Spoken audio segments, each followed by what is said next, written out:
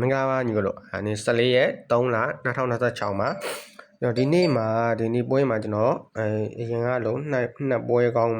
မရွေးတော့ဘူးကျွန်တော်အကြိုက်ဆုံးနှစ်ပွဲဆိုပြီးကျွန်တော်မရွေးတော့ဘူးမောင်းစောကျင်တဲ့ညီကိုတွေအဆင်ပြေအောင်ကျွန်တော်မောင်းတွဲလေးညီကိုတွေရွေးချယ်ကစားလို့ရအောင်ကျွန်တော်ရဲ့အကြိုက်ပွဲလေးတွေကိုဒီတိုင်းကျွန်တော်ရွေးချယ်ထားတဲ့အတိုင်းရွေးချယ်ထားတာအတင်းလေးကိုကျွန်တော်ဒီတိုင်းလေးပဲပြောပြပေးသွားမယ်ဖြစ်တယ်ညီကိုတွေကကျွန်တော်ကြိုက်တဲ့ကျွန်တော်ရွေးချယ်ထားတဲ့ပွဲတွေထဲမှာညီကိုတွေကြိုက်တာလေးတွေကိုယူ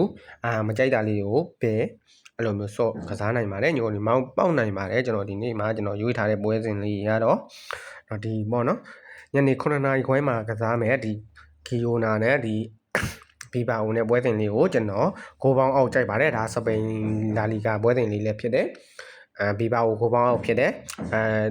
ကြေးကတော့2.80ဆိုပြီးတော့ဖွင့်လှစ်ထားတယ်ကိုပေါင်းသေးမှာ2.80ဆိုပြီးတော့ဖွင့်လှစ်ထားတယ်ကျွန်တော်ကိုပေါင်းအောက်ကြိုက်ပါတယ်ညီကိုတို့အင်တာမီလန်နဲ့အတလန်ပွဲစဉ်ကိုလည်းကျွန်တော်အင်တာကတော့တကြီး1 black တစ်လုံးတရီပေးတယ်ကိုပေါင်းသေးမှာ3+20ဆိုပြီးတော့ဖွင့်လှစ်ထားတယ်အင်တာရဲ့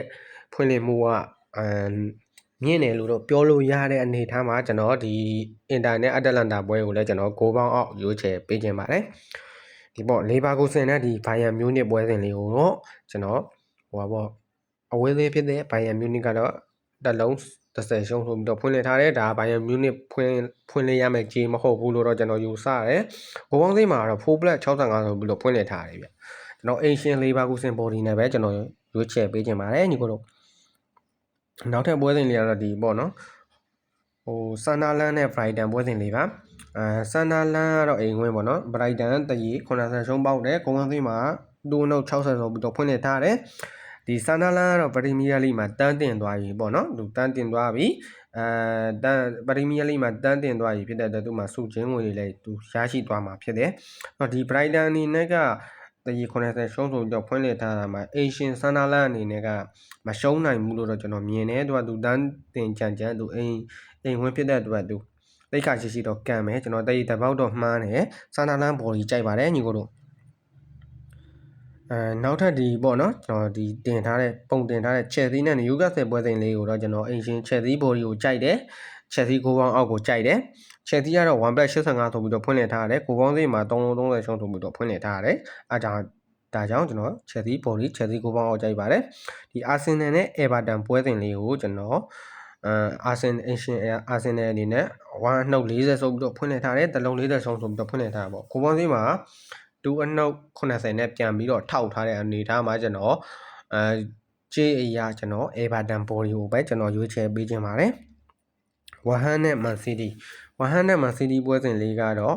အဝေးသိမ်းဖြစ်တဲ့မန်စီးတီဟာ1+45ဆိုပြီးတော့ဖွင့်လှစ်ထားတဲ့ကိုပေါင်းသိမ်းမှာ3လုံးတရီဆိုပြီးတော့ဖွင့်လှစ်ထားတာတွေ့ရတယ်မန်စီးတီအနေနဲ့အဝေးကွင်း3ပွဲစတိုက်ကစားရမှာဖြစ်တယ်